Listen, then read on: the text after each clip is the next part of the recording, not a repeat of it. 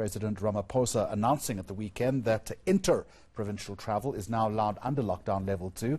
According to the President, accommodation, hospitality venues and tours will be permitted to operate, but according to approved protocols to ensure social distancing. A perspective now from Cape Town Tourism Chief Executive Officer Enver Duminy, who is with us this lunchtime. Mr. Duminy, good afternoon to you and welcome. I'm sure that this is a move which has delighted the tourism industry, but it is, you'll agree, going to take some time for the sector to recover fully, if at all. Yeah, good afternoon. You're absolutely correct. Yes, we do welcome the announcement by the President this weekend about interprovincial travel, allowing for the accommodation sector, tours, etc., to start operating from an interprovincial perspective.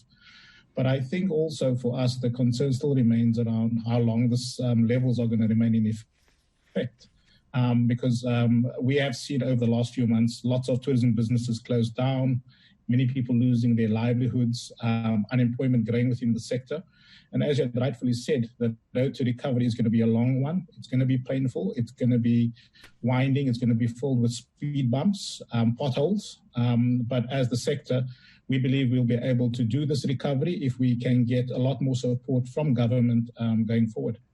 We'll talk about the support in just a moment, but do you think the sector could have opened earlier? Was government too cautious in this respect? Jeremy, if we speak to anybody who's lost their job or their business closed down, for them the immediate answer is a lot could have been done sooner to open up the sector.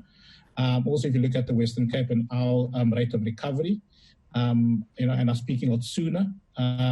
And then when you do speak to people who have lost loved ones, etc., they said a lot more could be done to keep some of these restrictions in place.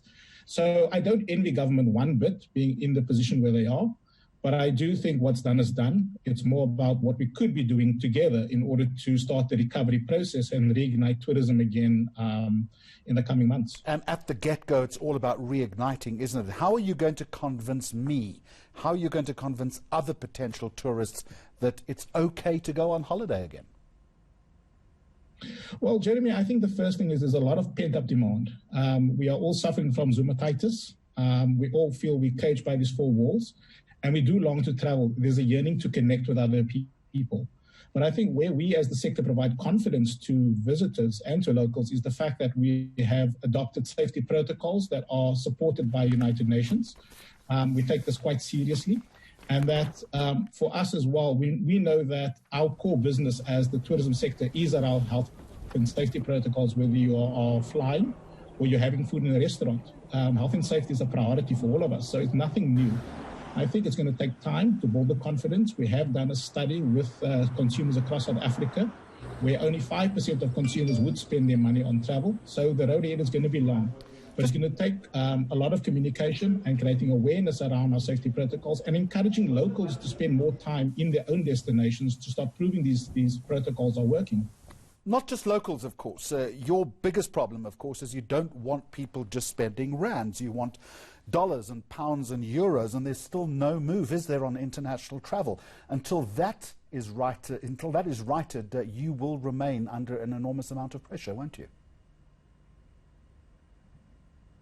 No, absolutely, Jeremy. And I think the thing is that what we also know is that domestic tourism is the backbone for any tourism destination. Yes, the exchange rate does favor international tourists as far as the economic impact. But what we need to realize is that tourism was built on domestic tourism. And this is, again, I think just a stark reminder for us to make sure we look after every single tourist, whether it's a rand or a dollar or a euro.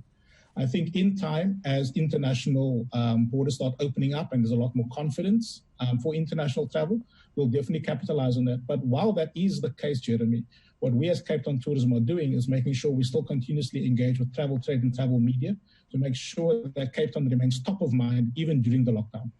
All right, a little later on in the programme, as we look at tourism, cigarettes and booze, we'll focus on gyms and what level of preparedness they are going to have to implement ahead of that level 2 lockdown. Enver Duminy, thank you very much indeed, Chief Executive Officer of Cape Town Tourism.